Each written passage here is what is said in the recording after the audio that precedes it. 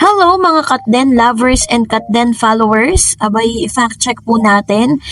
Daddy ni Catherine Bernardo nakatanggap ng isang luxury items coming from Mr. Alden Richards. But before that, if you haven't subscribed yet to my YouTube channel, please don't forget to like, share, and subscribe at i-hit mo na rin ang notification bell for more showbiz updates. Of course, bago tayo magpatuloy sa ating updates for today's video, nais ko po muna magpasalamat sa lahat po ng mga legit viewers, subscribers, at ang lahat ng mga legit na Katden fans sa laging nakaabang sa ating mga videos. And ngayong araw na ito ay ibibigay ko lang po sa inyong ilan sa mga kaganapan dito po sa bakasyon ni Miss Catherine Bernardo Day 2 dito po sa Thailand. Sino kaya yung nakasalamin na yun? Parang si Mr. Alden Richards yun na. But anyways, ayan. So napagkamalan nga na si Alden Richards yung nakasalamin dyan. Pero yun po ay part po ng mga friendship at glam team and friends nitong si Miss Catherine Bernardo na nag-celebrate ng kanilang success para po sa Hello Love Again. Because Catherine Bernardo deserve a vacation dahil po sa sobrang hectic ng kanyang schedule. Habang itong si Mr. Alden Richards talagang ano pa rin, talagang umaarangkada pa rin siya sa lahat ng kanyang mga ganap sa buhay. So namataan din si Alden Richards na umaten nga di umano dito po sa wedding ni Mr. Jose Manalo, no, sa Boracay. So yan po yung kanilang mga ganap. Talagang sinusulit po ni Miss Catherine Bernardo tong bakasyon na to because I know ang dami pong nag-aabang kay Catherine at Alden Richards para sa panibago po nilang project together. Kaya naman she deserve all the happiness and she deserve the vacation na meron po siya ngayon, ba? Kitang-kita natin talaga na kompleto po talaga yung mga taong nasa likod ng camera kasama ni Miss Catherine habang talagang ninanamnam nila yung success na meron po yung kanilang alaga na si Miss Catherine. So, eto na, pag-usapan na natin kasi bago pa man po maganap ito pong Thailand tour ni Miss Catherine Bernardo ay nag-post po siya sa kanya pong IG account kung saan binabati niya, no, yung kanyang papa na nagdiwang ng kanyang kaarawan. Sa isang IG story nga na ipinost ni Miss Catherine Bernardo kasama ang kanyang daddy Chodor kung saan binati niya ito ng isang sa kanyang birthday, ano. At dahil po dito sa mga pangyayaring ito, kahit na ilang araw na yung nakaraan, may mga naglabasan kasi mga balita patungkol po sa regalo di umano ni Mr. Alden Richards sa daddy ni Miss Catherine. Sinasabi po kasi ng ilang mga news outlet na parang niregaluhan daw di umano ni Mr. Alden Richards ng isang luxury items na isang Rolex, no? And ang Rolex po kasi ma-consider natin as a luxury because siya po ay nagkakahalaga ng almost 1 million. Sa pagkakaalam ko, 980,000, 1 million, 1.2. Niresearch ko kasi siya. And ito po yung relo na lumalabas. Ito yung watch na lumalabas. And may mga outlets or news outlets kasi na naglalabasan patungkol sa bagay na ito.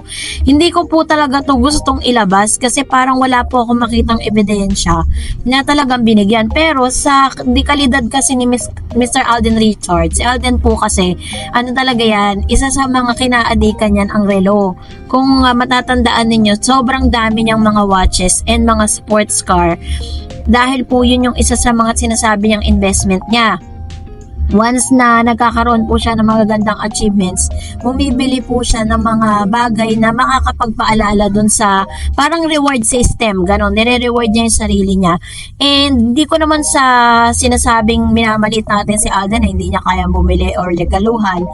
Sa dekalidad ni Alden Richards, kaya niya naman. Pero parang nag-iisip lang ako kung totoo talaga bang niregaluhan siya. Kasi walang pinost or pwede rin binili pero hindi rin naman pinost, diba? Kaya wala tayong ebidensya na makapagsasabing ganyan.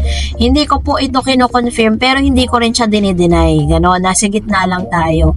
Pero hahanap pa rin tayo ng means kung totoo nga ba kasi pati mga kapatid kasi ni Miss Catherine hindi rin po kasi sila nag-post kung ano yung mga kaganapan sa birthday po ng kanilang daddy Chodor.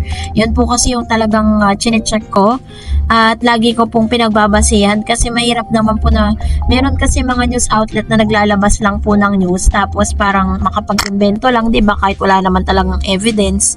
Mahirap kasi yung ganon na parang you're just hindi naman tayo mga inventor, di ba? So, ipa-fact check pa rin natin ito. And then, pag napatunayan talaga natin si Alden Richards nga ang nagbigay nito, and then we will give you another fact-checking na news about it. Pero masaya tayo kasi naalala nga naman, di ba, ni Mr. Alden Richards, ang daddy Theodore ni Miss Catherine Bernardo. And for that, ayan, so magbasa tayo ng ilan sa mga komento at reaction po ninyo patungkol naman sa ating latest updates. Magbabasa tayo at magre-react po tayo, So, unahin natin ang komento mula po sa isang viewer natin na si Mr. Armando Cardona. Sabi niya, hello, Miss Darrens. Ay nako, pakapalan na talaga ng muka. Sabi niya, ipipilit pa rin ang gusto niya samantalang isinusuka na siya. Ayaw na talaga ni Kat sa kanya. Syempre, kaya inaayawan na siya dahil ayaw na niyang maalala ang nangyari sa mga nakaraan na nila. Kaya nag-focus na kay Alden dahil mahal niya si Alden. Lalo na ngayon masayang-masaya na siya kay Alden at laging asikaso ni Alden. Kaya wala nang maasahan si Summer. Yan ang napapala ng babaero at mapagsamantala. Mabuhay ang Kat din. God bless sa inyong dalawa, Kat din. Good luck sa'yo, Miss Tarrants, and keep safe always. Ayan, thank you, Mr. Armando Cardona. Or Armando Cardona, yes. So, maraming salamat po sa inyong komento, and reaction po. And another Miss Carmi M. Yes, restricted na ang tandem ni Catherine and Daniel. Kasi yun yata ang isa sa mga condition sa contract ni Catherine na di sila i-partner ni Daniel at pwede siya mamili or no with Daniel. Actually po totoo yan kasi parang yun po yung kumakalat na news na nagkaroon nga ng restriction na magkakaroon po sila ng project together.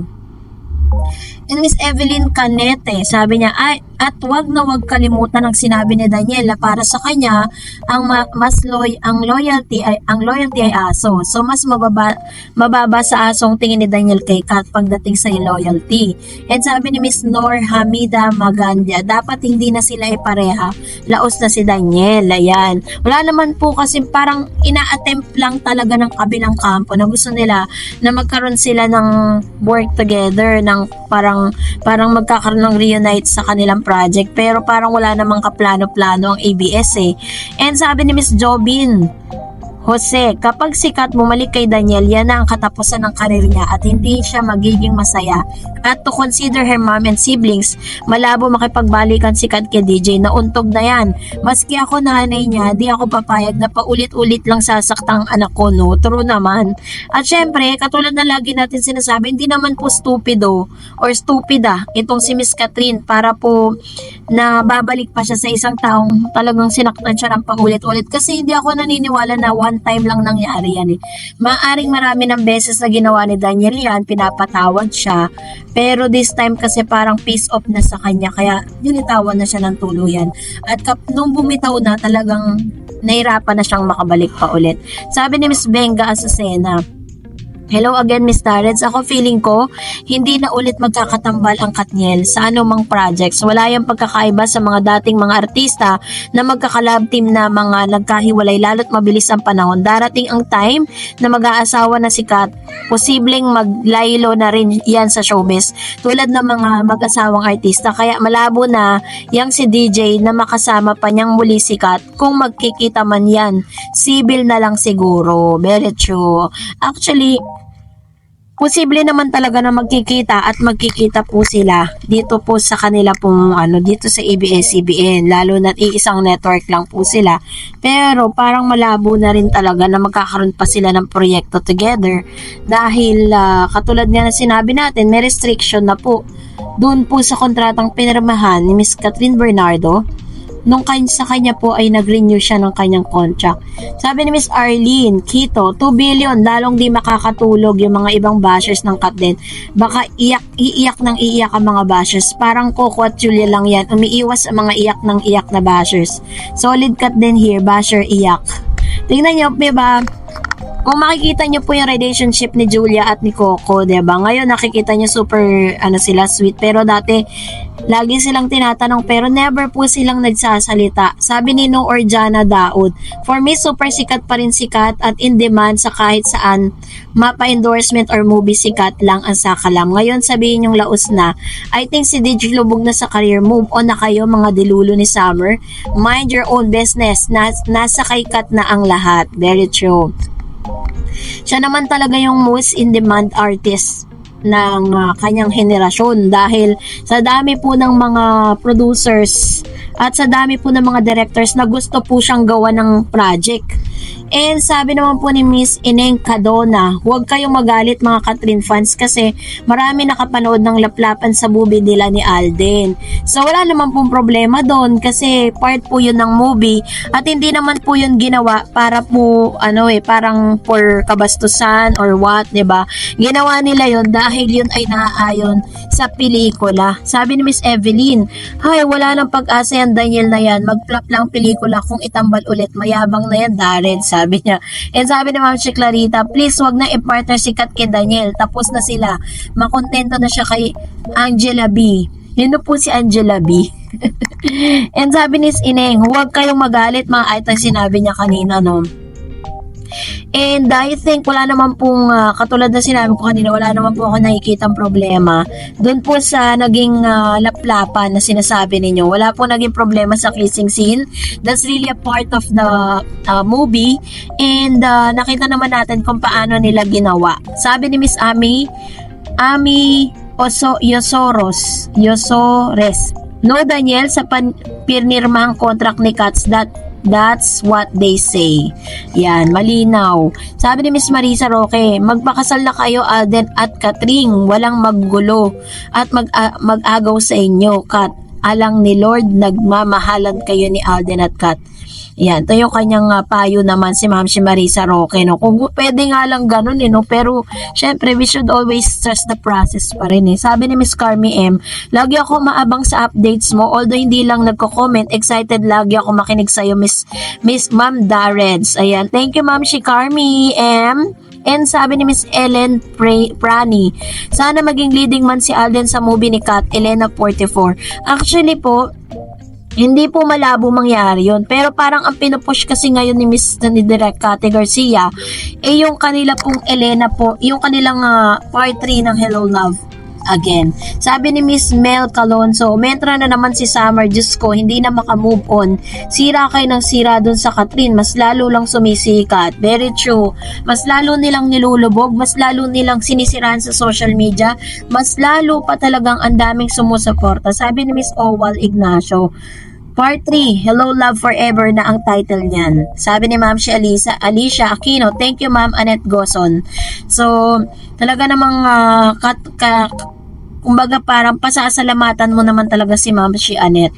Sabi ni Miss Lorena Alay, hindi kami papayag sa Netflix lang ipapalabas ang teleserye ng Kat din. Kasi mga bigating star yan silang dalawa.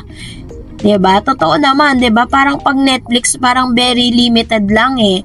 All the pay-per-view po yun, pero parang hindi siya appropriate. Pero kung nagustuhan mo ang video na ito, huwag mo kalimutan mag-like, mag-share, at mag-subscribe, at i-follow mo na rin ang aking Facebook page, Dareds TV. And also, I have my TikTok account, which is Dareds TV. Pwede nyo rin po akong i-follow doon. Thank you for watching, guys. God bless everyone!